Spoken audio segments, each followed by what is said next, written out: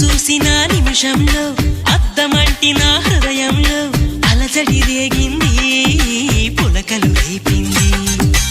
ఎంత చెప్పినా వినకుండా ఏరులాగా నా మనసంతా గలగల పారింది.